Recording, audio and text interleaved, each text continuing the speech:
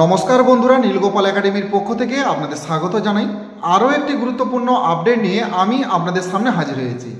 বন্ধুরা, বর্তমান সময়ে আইসিটি কম্পিউটার টিচারদের বেশ কিছু সমস্যার সম্মুখীন হতে হচ্ছে।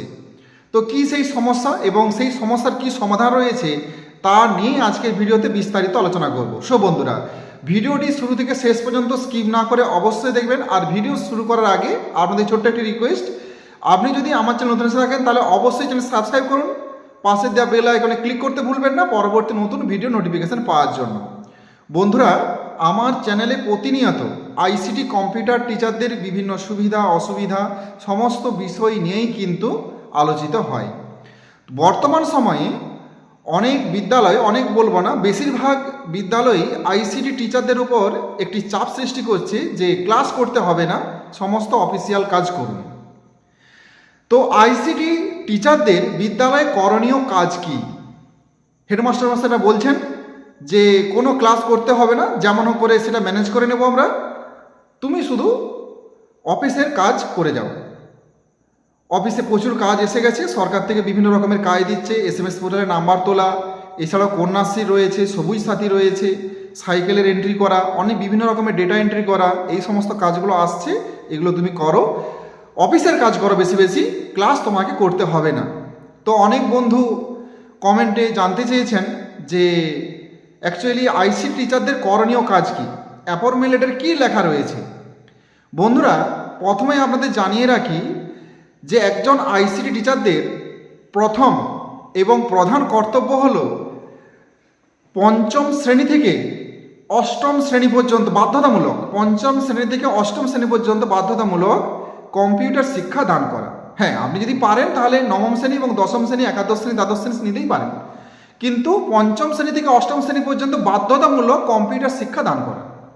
সেটা আপনি চাইলে বাদ বাকি আরও 4টে ক্লাস আপনি নিতে পারেন। সপ্তাহে পঞ্চম শ্রেণীর 2টো, ষষ্ঠ শ্রেণীর 2টো, অষ্টম শ্রেণীর 2টো এবং সপ্তম শ্রেণীর 2টো, এইভাবে আপনি ক্লাস আপনাকে নিতেই হবে। তার মধ্যে থিওরি এবং প্র্যাকটিক্যাল দুটোই কিন্তু নিতে হবে। থিওরি ক্লাসে যা পড়াবেন তা খাতায় লিখিয়ে দিবেন বা ছেলেদিকে বই কিনতে বলতে পারেন। আর বর্তমানে তো সপ্তম, অষ্টম এবং ষষ্ঠ শ্রেণীর বই প্রতি বিদ্যালয়ে পৌঁছে গেছে। যে সমস্ত বিদ্যালয়ে বই এখনও পৌঁছয়নি হয়তো পরবর্তী সময় পৌঁছে যাবে, কারণ অনেক বিদ্যালয় আছে, তো তাই একসাথে হয়তো সমস্ত বিদ্যালয়ে পৌঁছানো সম্ভব নয়, কিন্তু পশ্চিম মেদিনীপুরে বেশিরভাগ বিদ্যালয়ে কিন্তু কম্পিউটারের বই পৌঁছে গেছে। তাহলে বই কেনা ঝামেলাটা রইল না, হয়তো পঞ্চম শ্রেণীকে বই কিনতে হতে পারে, সেটা আপনি HM এর সাথে কথা বলে সেটা একটু বলে দিবেন, তাহলে পঞ্চম শ্রেণী বই কিনলে খুবই ভালো হয়। আর যদি বই কেউ না কিনে তাহলে আপনি দায়িত্ব সহকারে খাতায় লিখিয়ে দিবেন, আপনি কি পড়াচ্ছেন তা খাতায় লিখিয়ে দেবেন এবং প্র্যাকটিক্যাল করাবেন। দ্বিতীয়ত হচ্ছে, এটা প্রথম কাজ আপনার। দ্বিতীয়ত হচ্ছে যে সাবমেটিভ 3টা পরীক্ষা হয়, প্রথম অভিক্ষা, দ্বিতীয় অভিক্ষা, তৃতীয় অভিক্ষা। প্রতি অভিক্ষায় আপনি কম্পিউটার এক্সাম নিন, সেটা মার্কশিটের সঙ্গে হয়তো অ্যাড হবে না, কিন্তু পরীক্ষা নিন, খাতা দেখুন এবং ছেলে মেয়েদিকে একটা বোর্ড তৈরি করুন, একটা বোর্ড তৈরি করে তাতে কম্পিউটারের নাম্বারগুলো চিটিয়ে দিন। সেখানে ছেলেমেয়েরা দেখে নেবে যে কম্পিউটারে কে কত নাম্বার পেয়েছে। প্রতি অভিক্ষাতে আপনি পরীক্ষাটা নেবেন এবং স্যারকে রিকোয়েস্ট করবেন যে মার্কশিটে যোগ না হলেও যাতে মার্কশিটে কম্পিউটার নাম্বারটা ওঠে, সেই দিকটা যেমন একটু স্যার বিবেচনা করে দেখেন। এটা হলো আপনার কাজ, প্রধান কাজ। মূলত কম্পিউটার শিক্ষা দান করাই হচ্ছে, ছেলে মেয়েদের কম্পিউটার শিক্ষা দান করাই হচ্ছে কম্পিউটার টিচার, একজন আইসিটি কম্পিউটার টিচারের হচ্ছে প্রধান কাজ। এবার যদি এই কাজগুলো করে যদি আপনার সময় থাকে তাহলে অফিসিয়ালি কাজ করবেন, কিন্তু কোনো কিছু দায়িত্ব আপনি নিতে পারেন না যে আপনাকে একটা বিষয় চাপিয়ে দেওয়া হলো যে আপনাকে এটা কমপ্লিট করে দিতে হবে। অফিসের যে কোনো একটা কাজ হয়তো বলে দিল যে SMS পোর্টালে টোটাল কাজটা আপনাকে উদ্ধার করে তুলে দিতে হবে, এরকম আপনি তো দায়িত্ব নিতে পারেন না। প্রত্যেকটা কাজের নোডাল টিচার রয়েছে, আপনি শুধু সাপোর্টার হিসাবে হেল্প করতে পারেন। হ্যাঁ, কেউ অফিসে আপনি ক্লাস করার পর যেটুকু সময় পাবেন সেইটুকু সময় যে কোনো কাজ, অফিসের যে কোনো অফিসিয়ালি কাজ, মানে কম্পিউটার জনিত যে কোনো অফিসিয়ালি কাজ, যদি আপনাকে ঘন্টা বাজাতে বলে তাহলে কি আপনি ঘন্টা বাজাবেন? আর যদি অফিসে আপনাকে চাবি দিতে বলে, এসব কাজ আপনি করতে যাবেন না। অফিসিয়ালি কম্পিউটার জনিত যদি কোনো কিছু কাজ থেকে থাকে আপনার ক্লাসের ফাঁকে, সেগুলো আপনি করতে পারেন। এই যে এখন ধরুন পরীক্ষা শেষ হয়ে গেছে, অর্থাৎ কিছু যদি নাম্বার এন্ট্রি করে দিতে বলে, হ্যাঁ এন্ট্রি করে দেবেন, এখন তো সময় আছে আপনার, আপনি এন্ট্রি করে দেবেন।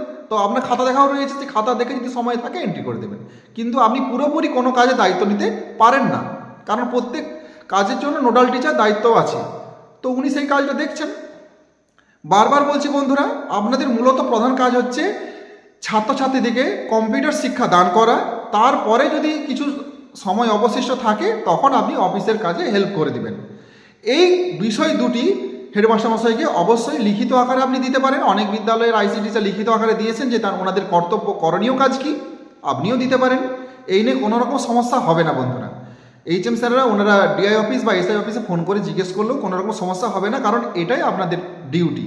প্রথম এবং শেষ কাজ হচ্ছে ছাত্রছাত্রীদেরকে কম্পিউটার শিক্ষা দান করা বেশি বেশি করে। তারপরে যদি কিছু সময় ফাঁকা থাকে তাহলে অফিসের কাজ করবেন, তবে কোনো কাজের আপনি দায়িত্ব নিতে পারেন না যে এই কাজটা আপনাকে তুলে দিতেই হবে, এরকম জোর কোনো এইচএম স্যার করতে পারেন না। এবার বন্ধুরা এখানে একটা ব্যাপার থাকে, কর্তব্যের ব্যাপার থাকে। হয়তো এমন বিদ্যালয় রয়েছে যেখানে ক্লার্ক নেই, তো সেখানে কিছু কিছু কাজ আপনি হয়তো যদি সময় পান করে দেবেন।